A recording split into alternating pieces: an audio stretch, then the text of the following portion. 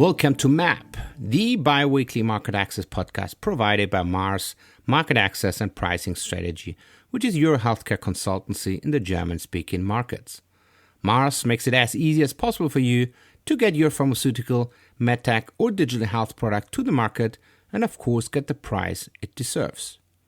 My name is Stefan Walzer. I'm the founder of Mars and a health economist by training and working in the fields of market access, reimbursement, pricing, and health economics already since 2004.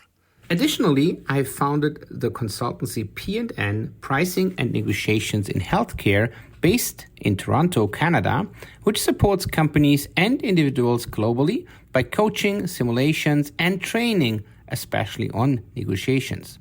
This service is including our innovative virtual reality simulation program and is part of the Negotiation Lab. And now let's learn about the market access and reimbursement systems around the globe. So, good morning, Karen Facey. Welcome to the Market Access Podcast episode, this time around real-world evidence. But first things first, if you could maybe quickly introduce yourself that people also know who you are if they do not know you anyway. Thank you. It's a pleasure to be with you this morning. I'm sitting in Scotland at the moment. I'm an independent consultant. I'm a statistician by training. I've worked in big pharma, medicines regulation, and 23 years ago, I came here to set up the first national HTA agency. And of course, I was excited to come to Scotland because Scotland has great data. We've got a unique patient identifier, and I was keen to see how we could use that.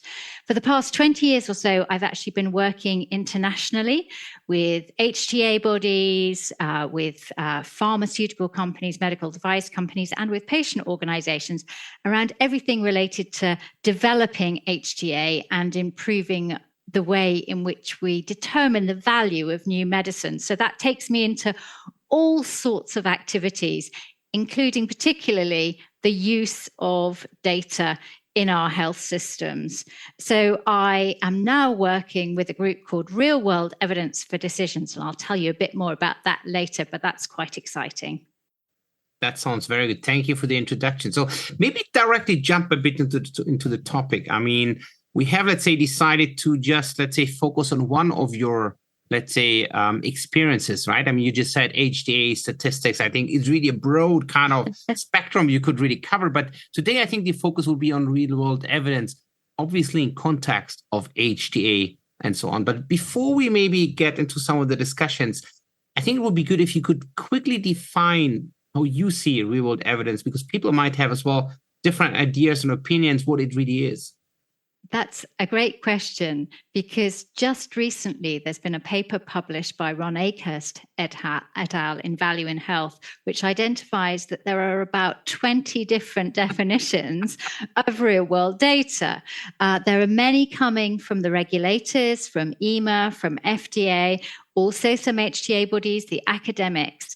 But actually, I return to the definition in the International HTA Glossary. And there was wide consultation on this definition. And it is simply that real-world data is data collected during the routine delivery of healthcare. And real-world evidence is the analysis of that data. Now, that's probably the simplest of any definition you would find. And that's, I guess, because it was created under international collaboration. But I think the point here is that real-world data is any data collected during the routine delivery of healthcare. So it doesn't come from a controlled clinical trial.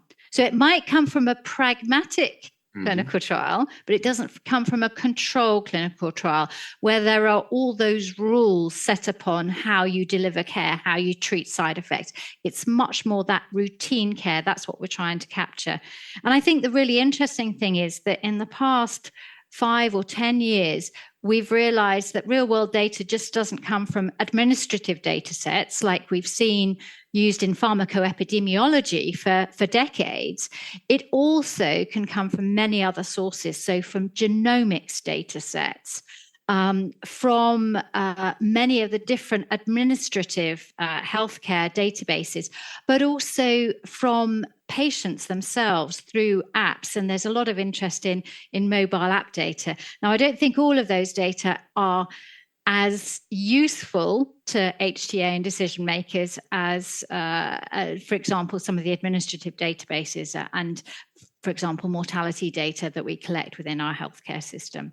And then, of course, there's the question about how that's analysed to create robust real-world evidence. But we can talk about all of that, I'm sure. Yes, absolutely, fully agree. But I think you, especially at the end, I think you have made a quite nice, let's say, link probably between HTA and real-world evidence. I mean, when I'm sitting together with payers, I mean, as you know, probably even better, I mean, RCT is still the gold standard, right? So, I mean, if I may be a bit nasty, why do we really need real-world evidence data? That's a great question. And we all know, I think, that in the last month, there have been 2 papers published from some of our key HTA and payer bodies within Europe, stating quite clearly RCTs are the gold standard. And I think we need to recognize here that, firstly, HTA comes from an evidence-based medicine paradigm. Mm-hmm. So we have a hierarchy of evidence, which actually starts at the top with meta-analyses of randomized controlled trials, because actually we always used to expect more than one RCT of good quality. And so that's our basis, that's our history. But what we are saying is that real-world evidence is complementary to robust clinical trials. And if possible, randomized controlled trials should be undertaken because they are the best way of demonstrating short-term treatment effectiveness. Mm-hmm. However, what we recognize is that they don't answer some questions. For example, they don't answer questions about long-term treatment effectiveness or use in broader populations, which we've just been talking about. So they answer what happens in that controlled trial, the efficacy question, but they maybe don't answer what's happening in real life. And so people are realizing that real-world evidence has a role to play. Mm. And what we've seen increasingly in the last 5 years, I would say, is highly innovative technologies, so advanced cancer therapies, treatments, where there's been high unmet need in rare diseases, particularly in pediatric populations, that have been expedited by regulators. And we've got a very small data set, often a single arm. And this is where the big debate is happening. What do we do with these single arm trials that are often an interim analysis of the planned trial? How do we make a decision as a payer about that? Because the regulators can say that the treatment works, but actually the payer has to think, will I pay the amount asked for this, given that value is still highly uncertain for me at the moment, given value is often way in the future. Exactly. So I think if I try to summarize that, I think the first thing is probably more around generalizability, right? It's more RCT, if you maybe want to call it, it's more laboratory kind of environment, right? And then it's the question, how does the drug or the therapy in general maybe work in real life? That's right. I think maybe a good example, what I just had in mind when you were speaking is the safety signals in one of the COVID-19 vaccinations, right? Quite rarely happen, but if you have obviously a quite big sample size suddenly, because you have the full population as kind of analysis base in real life, right? You suddenly see those signals as well, right? That's maybe one component. The other one is obviously, you just brought in, what do we do with therapies, especially in the rare disease area, where we maybe only have a single arm study as an evidence base. That's right. And I think your first situation there is a very traditional use of real world data in pharmacovigilance settings. And I think the other area where we're seeing the value of what I call that real world effectiveness question is the therapies that come to us with a very small data set. Often we don't know how best to use them. For example, dose and the way in which we give the treatment is not yet optimized. So we're seeing, particularly, for example, with cell therapies, which when first came to the market, we all knew they had severe toxicities, grade 3 and 4 cytokine release syndrome in several patients.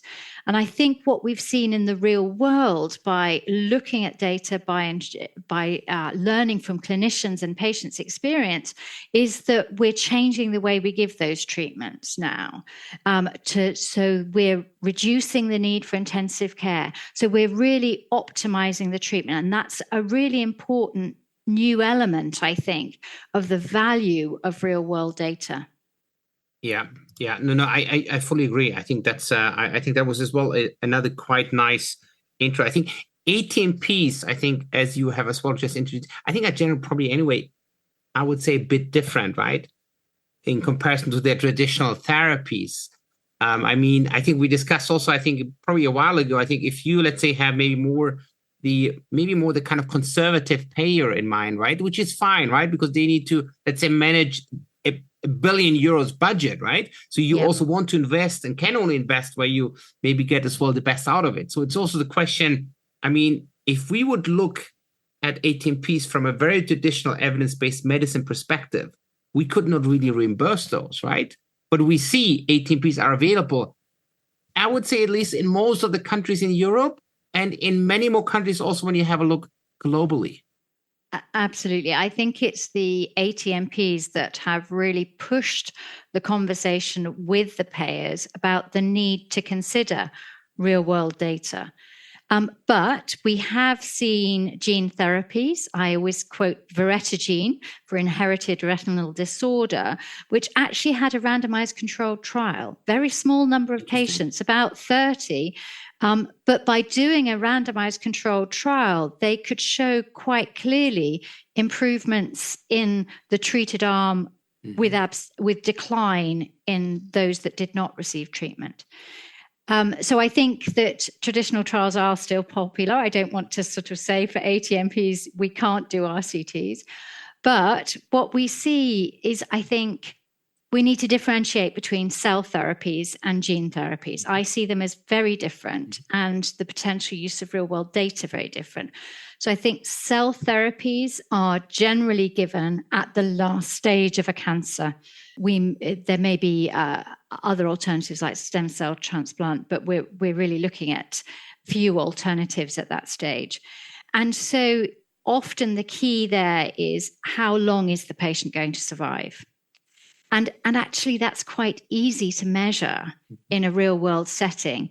Most countries have good records of mortality or can collect that in a straightforward way. So I think that that's more easily doable to evaluate a treatment. And we've seen situations whereby payers for the first time have put in novel pricing agreements. So the first payment by results, as they call it in Italy, within the IFA database, was for the CAR T therapies. So that was really quite a new element, whereby payment was given at baseline, at 6 months, at 12 or 18 months, depending on the product, depending on the outcome we see. And that was the first time we saw that. So that was really groundbreaking. And for the gene therapy, I think it's somewhat different, because the gene therapies we've seen to date, we tend to give them at an earlier stage of the disease. We tend to think, give them as early as possible. And in many childhood diseases, we're now saying give them before we even see symptoms. So this is a very early situation. So the whole risk-benefit profile is different, because here we're giving something which is going to modify a gene for the rest of the child or the patient's life. So there's a long-term safety question that we don't know. And there is a question about, how do we measure benefits over 20 years? Because we know that we can't do real world studies over 20 years. So it's not like we want to measure mortality in 3 to 5 years like we do with the cell therapies. But if it's children, maybe it's easier. So if we look at onasemnogene for spinal muscular atrophy, we know that some of the agreements there have been in the very young babies. Can they sit up? Because that's a clear developmental milestone. Yeah. So one of the key questions for real world data is there an outcome that can be measured and agreed by all stakeholders as being the important thing? And that's often the challenge. Yeah, no, I fully agree. I would directly maybe jump on your last example, because I think it's a very important one. I think it's quite nice, let's say, to link, let's say, real world evidence with managed entry agreements, right? In a broader sense. Yeah. I mean, you have brought in with the cell therapies, obviously survival, easy to measure. Also, payers can easily check that, right? I mean, either a patient's alive or is dead. Very simple, 0 or 1. But then we have, let's say, within the gene therapies, probably some indication disease areas where it might get a bit more tricky. I think you have brought up a quite nice, let's say, example with a baby which could suddenly, let's say, sit, right? It's the developmental kind of, let's say, stage, which could be measured. But the measurement is just and can only be done by either the parents and or the physician, right? So a payer would not see that. How would you solve such a kind of issue? I mean, if I would also be in the payer's shoes, right, I would just say, it's great and I would really love to have that. But how could I really make sure that I pay for that success, what you're telling me now? That's a great question. And I think that what we are seeing is increased collaboration between companies and payers with disease registry holders. So for spinal muscular atrophy, actually for the previous therapies, so not the gene therapies, but the new therapies like nusinersen and risdiplam, there has been engagement to either use existing national registries and make sure they're collecting information that payers want, or develop new registries. And I think that this is a key way forward. And it's the first time we've seen this. And another example here, this also relates to the cell therapies, is that the European Blood and Marrow Transplant Registry was the first to be used for the CAR-Ts. And they really engaged with the regulators and with the companies to make sure that the data were being collected and being fed through to decision makers.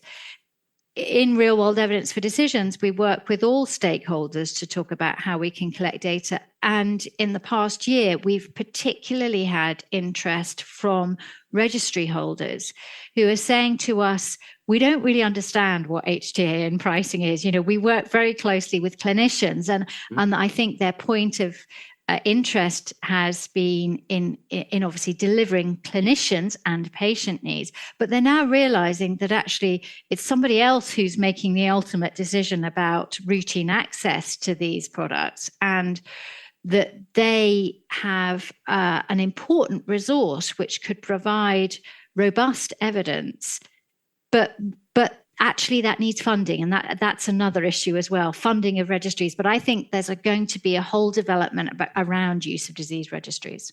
Yeah, it's another really good kind of reply here. I mean, let's say another complexity maybe here as well, right? I mean, funding is one thing for registries, right? But I mean, if I would be, let's say, in a company, I would obviously not want to have registries per country, right? And I would even think of, let's say, even if I would potentially have a European-wide registry, sometimes it's also, because of the legal situation, whatever, a bit difficult already to include, for example, the UK, right? Because of Brexit. But what about if I want to have it more read on a global level? Because my key market is maybe the US. So I might as well be in the US, I might also want to maybe have as well Canada in there. But then we have already real big kind of registry across very different healthcare systems. Is that something which is really, let's say, happening, or is it really more thinking about very small kind of, let's call it maybe clusters? Actually, there are great developments for transnational registries. And the key here is to agree the common core data set. So these are federated. So the custodians are within the national jurisdiction or wherever the region is, might be a province, say in Canada. And then those data are brought together in a safe environment, but the data stays where it is. So we're using federated networks for these kind of registries. And we had inputs this year for acromegaly, a new international database registry being developed for this. Also, SMA and the neuromuscular diseases. There's been a lot of international work on this, and these are being held often within university hospitals, so trusted environments, secure operating environments. And that's where we are now. We're in a situation where we're looking at a secure operating environment that brings together not just the forms filled in by a clinician at the bedside, as it were, but also bringing in patient-reported outcomes. If we look at haemophilia, for example, they've brought in the probe outcome, which was developed by patients for patients, but that's being brought in alongside clinical data that is haemophilia specific and other data about the progression of a patient through life, as it were, so bringing in that mortality data as well. So we are seeing much more complexity because of the computing power and the data analytics power that we now have. And we really need to draw on that, particularly for the rare diseases where we've got the high unmet need. Yeah, I think that's a good point. Just while you were speaking, I was also thinking about, let's say, another possibility to use real world evidence. I mean, we said beforehand generalizability and obviously the kind of effectiveness in real life, especially maybe in products where the evidence base, especially from a sample size perspective, is not so high. But we've also seen attempts by companies submitting a comparison of their single-arm study results versus historical data based on registries. Even though that we've also seen that with different payers, they were not really accepting that, at least not in all of the cases. What are your thoughts on that, especially on the complexity of such analysis? It's really important to raise this issue because it's what we're seeing most commonly now is what we call this use of an external control arm from some source of real world data. And actually, I've just been doing a review of some of these and I've found all sorts of different examples. So we might be looking at a disease registry, for example, from within the country and doing a retrospective analysis of that to identify interventions and outcomes. We might be looking at a placebo arm from a different trial. We might be taking data from a range of sources and trying to work out which one is best. And sometimes this is really hard to do because quite often we're still looking at small data sets. Mm-hmm. So we're looking at 20 or 30 patients and we're trying to say, well, this one's got 12 months follow-up, but it's in quite a different care setting. So if it's in Europe and we're looking at US data, we might be worried about the generalizability of that. Is it the same kind of care that they are receiving, which would be received in Europe? But then we might have a local data set, but it's not got such good follow-up. And so what we see here is what I think is important to explain is trade-offs. Mm-hmm. So often there's no perfect data set. What we have to do is look at the strengths and weaknesses. And I've seen NICE do this quite well, sort of lay out different potential sources which have been put to them by a company and then lay out the strengths and weaknesses. And unfortunately, it's up to the committee to decide which one they will go with.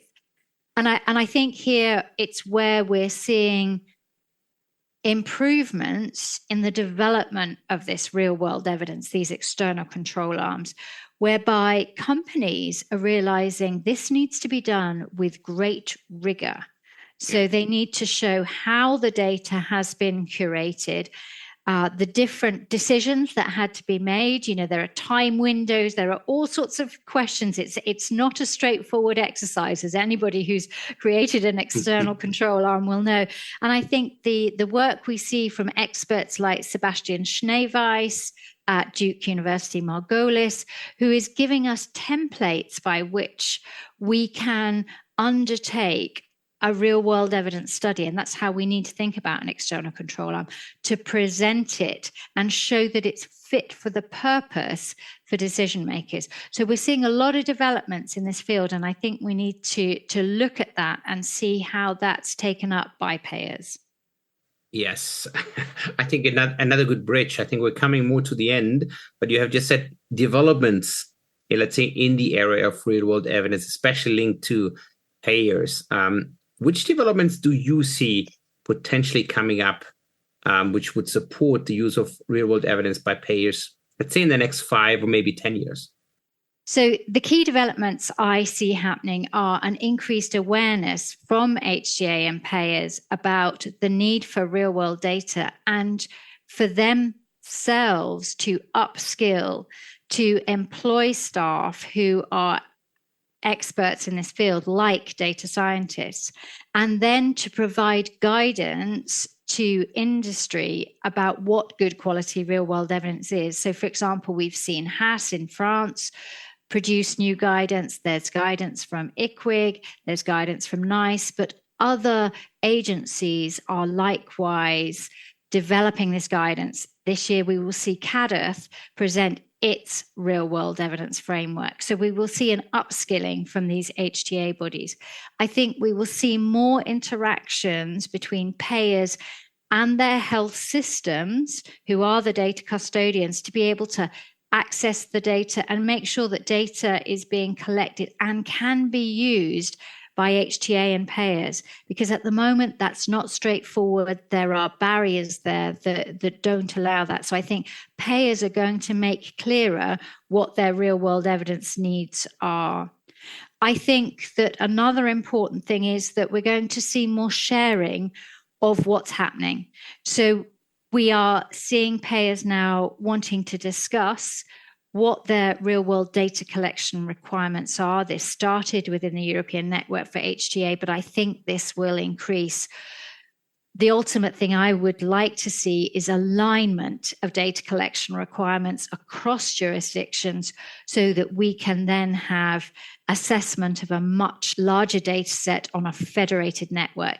And here the European health data space has a lot to offer, and payers will want to get involved and use that resource. And I think finally, payers and HTA bodies want to work in collaboration with other stakeholders. They want to be able to approve products that are of value, but they need the evidence to demonstrate that value if they have to pay high prices. And so we need collaboration with industry, with registry holders, and the group I haven't talked about yet, that is patients. Patients are really upskilling, and they need to be involved in all of these conversations. And I think the HTA and payers know that, and particularly as we see the development of patient-reported outcomes and the use of that data within a range of settings. That was perfect. Very good. Karen, thanks a lot for your insights. Thanks a lot as well for your potential outlook. I'm also pretty much sure that real-world evidence will probably be used even more in the future, and especially by payers and their decision-making, especially, with all of the different kind of new developments, with the new different kind of areas, especially around the ATMPs and other drugs as well. Thank you, Karen. Thanks, Stefan. It's been a pleasure talking to you. So what a great discussion with Karen Facey on real-world evidence, and especially the link to managed entry agreements in the payer's sphere. So the question is obviously how and in which ways real-world evidence data would further be acceptable, especially in the future. I think we have just heard maybe it has also to do not only from a political perspective, the more challenging discussions currently still on real-world evidence data, but sometimes maybe also the staff, so the experience, the expertise, which might be missing in some of the payers' bodies. At the end of the day, I think what we anyway see is quite good development in that area, also within the payer and HTA institutions. For sure, this might have also to do with the developments around ATMPs. More to come, I think, if one would see the different pipelines of the various companies. That is for sure something where also payers would need to prepare. And that preparation is not only important from an evidence perspective, but it's even more important, let's say, from a pricing and hence budget perspective. Which products should be paid for which price? And then it's obviously the question, can really RCT data be generated, or are there maybe other ways, for example, through historical data comparisons, or generally by following the effectiveness, the safety obviously as well, in a real-world evidence base. Furthermore, it will still be important, besides the expertise and the experience on real-world evidence, that also payers might potentially even adapt their decision-making rules. I mean, just having a look, for example, in the German context, that is a quite clear focus on evidence-based medicine so far, even though that for ATMPs, orphan drugs in general, there's a bit of a net in a way for the added benefit rating, which is not happening, for example, in other countries. France, the UK, a lot of other countries, basically all of the other countries I know, don't have such a kind of safety net for orphan drugs, meaning they are still, let's say, evaluated as any other drug. But still, some of those have been maybe a bit more pragmatic. Take the UK NICE, they have especially also accepted, let's say, for example, more extrapolation of clinical data into the future, which has not been, be fair, not really been accepted by the German IQWiG/GBA. And that's maybe as well something for and to consider. The other point is for sure how the EU joint HTA might maybe then take a key role in there. What about the situation that on a European basis, real-world evidence, for example, through a historical comparison, would be acceptable overall? How would then payer organizations deal with that? Would they then suddenly say, yes, it was potentially analyzed by the European responsible HTA organization and was seen as acceptable, especially from a methodological perspective? Or would they still want to go in there because there might be some very specific country analysis maybe required also on such a data analysis set? In any way, I think we'll see a first kind of attempt towards a clear, more frame for real-world evidence in the payer context, where and with the CADETH, which is the Canadian reimbursement, let's say, agency. They will be publishing their framing, their guidance mid of May this year, so quite soon after ISPOR 2023 as well. Stay tuned. That was an episode of MAP, the market access podcast provided by Mars Market Access and Pricing Strategy, which is your healthcare consultancy in the German-speaking markets. MAP is available every second week with a new episode, so watch out. And in case you might have questions, contact me directly and or visit our website on www.marketaccess-pricingstrategy.de.